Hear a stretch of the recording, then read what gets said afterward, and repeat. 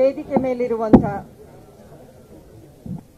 ಗೌರವಾನ್ವಿತ ಮಾಜಿ ಮುಖ್ಯಮಂತ್ರಿಗಳು ಸನ್ಮಾನ್ಯ ಶ್ರೀ ಯಡಿಯೂರಪ್ಪನವರೇ, ಭಾರತೀಯ ಜನತಾ ಪಕ್ಷ ರಾಜ್ಯಾಧ್ಯಕ್ಷರು ಶ್ರೀ ವಿಜೇಂದ್ರರವರೇ, ವಿರೋಧ ಪಕ್ಷದ ನಾಯಕರು ಶ್ರೀ ಆರ್ ಅಶೋಕ್ ಅವರೇ, ಮಾಜಿ ಮುಖ್ಯಮಂತ್ರಿಗಳು ಸದಾನಂದ ಗೌಡ್ರೆ, ಸಿಟಿ ರವಿ ಅವರೇ,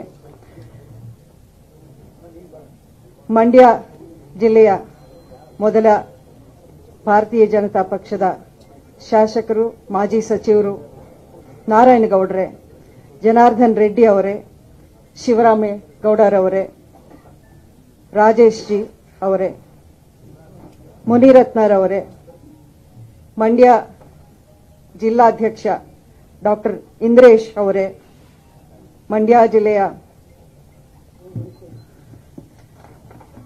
ಅಸೆಂಬ್ಲಿ ನಮ್ಮ ರಾಜ್ಯದ ಚುನಾವಣೆಯ ಇನ್ಚಾರ್ಜ್ ಆಗಿ ಬಂದಿರುವಂತ ಗೌರವಾನ್ವಿತ ಶ್ರೀ ರಾಧಾ ಮೋಹನ್ ದಾಸ್ ಅಗರ್ವಾಲ್ ಜಿ ಅವರೇ, ಮಂಡ್ಯ ಜಿಲ್ಲೆಯ ಅಸೆಂಬ್ಲಿ ಚುನಾವಣೆಯಲ್ಲಿ ಎಲೆಕ್ಷನ್ ಅಲ್ಲಿ ನಿಂತಂತ ನಮ್ಮ ಅಭ್ಯರ್ಥಿಗಳು ಅಶೋಕ್ ಜಯರಾಮ್ ಹಾಗೂ ಮಂಡ್ಯ ಜಿಲ್ಲೆಯಿಂದ ನನಗೆ ಬೆಂಬಲ ಕೊಟ್ಟು ಪ್ರೀತಿಯಿಂದ ಇವತ್ತು ಮಂಡ್ಯದಿಂದ ಬಂದ ಎಲ್ಲ ನನ್ನ ಸ್ವಾಭಿಮಾನಿ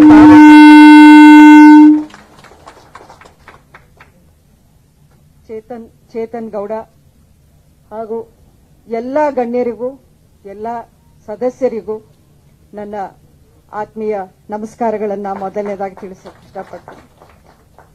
ಇವತ್ತಿನ ದಿನ ನನ್ನ ರಾಜಕೀಯ ಜೀವನದಲ್ಲಿ ಒಂದು ಮಹತ್ವ ಪಡ್ಕೊಂಡಿರುವಂತ ಸುದಿನ ಅಂತ ನಾನು ಭಾವಿಸ್ತೀನಿ. 5 ವರ್ಷಗಳ ಹಿಂದೆ ಒಂದು ಐತಿಹಾಸಿಕ ಗೆಲುವು ನನ್ನ ಕ್ಷೇತ್ರವಾದ ಮಂಡ್ಯದಲ್ಲಿ ನನಗೆ ಸಿಕ್ಕಿತ್ತು. ಆ ಚುನಾವಣೆ, ಆ ಸಂದರ್ಭ ಅದು ನಿಜಕ್ಕೂ ಎಂದೆಂದೂ ಮರೆಯುವಂಥದ್ದಿಲ್ಲ. ಸಾಕಷ್ಟು ಶಕ್ತಿಯನ್ನ ನನ್ನ ಬೆಂಬಲಿಗರು, ಮಂಡ್ಯ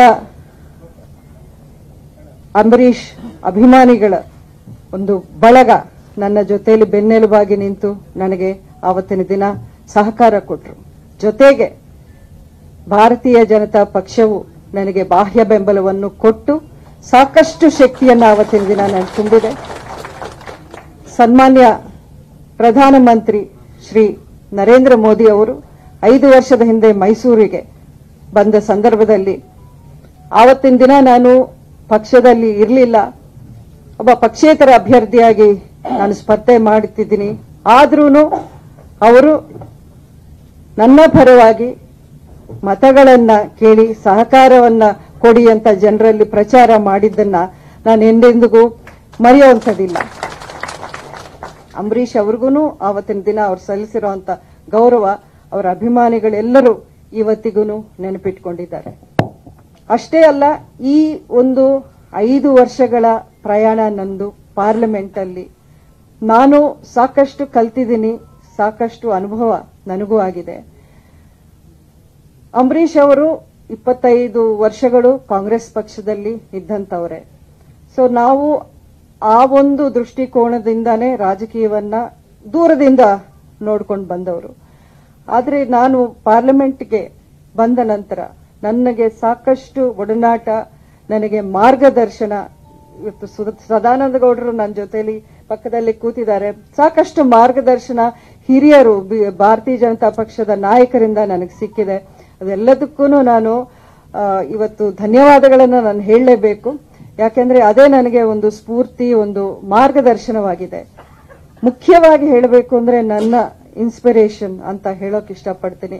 ನಮ್ಮ ದೇಶದ ಪ್ರಧಾನಮಂತ್ರಿ ಶ್ರೀ ನರೇಂದ್ರ ಮೋದಿ ಅವರು, ಅವರ ನಾಯಕತ್ವ, ಅವರ ಪರಿಕಲ್ಪನೆ, ಅವರ ಕನಸುಗಳೇನಿವೆ, ಒಂದೊಂದು ನಿಜಕ್ಕೂ ಒಂದೊಂದು ದಿನ ಅವರ ಒಂದು ಭಾಷಣ ನಾನು ಪಾರ್ಲಿಮೆಂಟ್ ಅಲ್ಲಿ ಕೇಳಿದಾಗ ಒಂದು ಹೊಸ ಸ್ಫೂರ್ತಿ, ಹೊಸ ಒಂದು ತಿಳುವಳಿಕೆ ನನಗೆ ಸಿಕ್ದಂಗಾಯ್ತು. ಇವೆಲ್ಲ ಈ 5 ವರ್ಷಗಳು ಹಂತವಾಗಿ ನಾನು ನೋಡ್ಕೊಂಡು ಬಂದಾಗ ಭಾರತೀಯ ಜನತಾ ಪಕ್ಷ ಸೇರುವುದೇ ಉತ್ತಮ ಒಂದು ನನ್ನ ಆಯ್ಕೆ ಆಗಿರುತ್ತೆ ಅಂತ ನನಗೆ ಅನಿಸಿತ್ತು. ಹಾಗೇನೆ ಇಲ್ಲಿ ನಮ್ಮ ರಾಜ್ಯದಲ್ಲಿ ಬಂದಾಗ ಸನ್ಮಾನ್ಯ ಶ್ರೀ ಯಡಿಯೂರಪ್ಪನವರು ರಾಜ್ಯದ ಮುಖ್ಯಮಂತ್ರಿಗಳಾಗಿದ್ದಾಗ ನನಗೆ ಸಾಕಷ್ಟು ಸಹಕಾರವನ್ನು ಕೊಟ್ಟರು.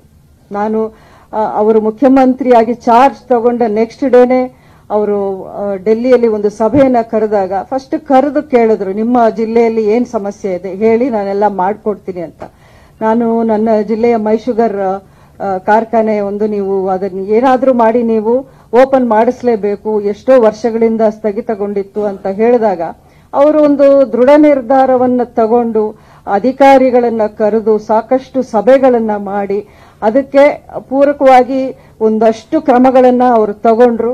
ಆನಂತರ ಶ್ರೀ ಬೊಮ್ಮಾಯಿ ಅವರು ಬಂದು ಅದಕ್ಕೆ 50 ಕೋಟಿ ಅನುದಾನವನ್ನು ಕೊಟ್ಟು ಎಷ್ಟು ದಶಕಗಳಿಂದ ಬಂದಾಗಿದ್ದ ಮೈಶುಗರ್ ಕಾರ್ಖಾನೆಯನ್ನ ಅವರು ತೆರೆಯುವಂತ ಒಂದು ಕೆಲಸವನ್ನ ಮಾಡಿದ್ರು. ಇವತ್ತಿನ ದಿನ ಯಾರೇ ಬಂದು ಅದಕ್ಕೆ ಬೇರೆ ಬೇರೆ ಅವರು ಅದಕ್ಕೆ ಕ್ರೆಡಿಟ್ ನ ತಗೊಳ್ಳುವಂತ ಉದ್ಘಾಟನೆ ಆದ್ಮೇಲೆ ಮತ್ತೆ ಪುನರುದ್ಘಾಟನೆಯನ್ನ ಮಾಡ್ತಾ ಇದ್ದಾರೆ ಇವತ್ತು ನಮ್ಮ ಜಿಲ್ಲೆಯಲ್ಲಿ. ಇದಕ್ಕೆ ಆನ್ಸರು ಜನನೇ ಕೊಡಬೇಕಾಗತ್ತೆ. ಯಾಕೆಂದ್ರೆ ನಮ್ಮ ಅವಧಿಯಲ್ಲಿ ಅಥವಾ ಬಿಜೆಪಿ ಸರ್ಕಾರ ಇಲ್ಲಿ ಮಂಡ್ಯ ಜಿಲ್ಲೆಗೆ ಕೊಟ್ಟಿರುವಂತ ಕೊಡುಗೆ ಏನಿದೆ ಅದು ಬಿಜೆಪಿ ಪಕ್ಷಕ್ಕೆ ಸೇರಬೇಕೇ ಹೊರತು ಅದು ಬೇರೆ ಬೇರೆ ಅವರು ಬಂದು ಈಗ ಕ್ಲೇಮ್ ಮಾಡ್ತಿರೋದು ನಿಜಕ್ಕೂ ಸರಿ ಇಲ್ಲ ಅಂತ ನನ್ನ ಅನಿಸಿಕೆ. ಅಷ್ಟೇ ಅಲ್ಲ, ಒಂದು ನೇರವಾದ ಅಂದ್ರೆ ನುಡಿದಂತ ನಡೆಯೋ ಒಂದು ನಾಯಕತ್ವ ಅಂದ್ರೆ ಅದು ನಾನು ಕಂಡಿದ್ದು ಮೋದಿಜಿ ಅವರಲ್ಲೇನೆ.